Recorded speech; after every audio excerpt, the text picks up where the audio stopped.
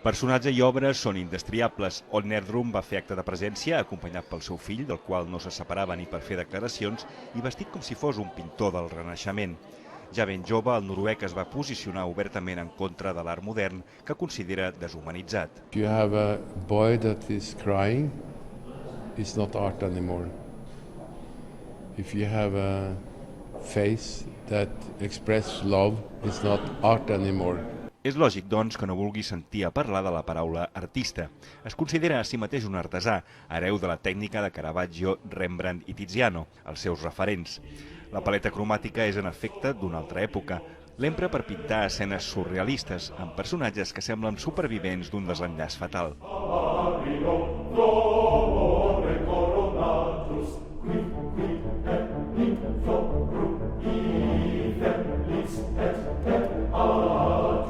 "30 years ago, I began to make refugee pictures. That means that they don't belong to any country. They are,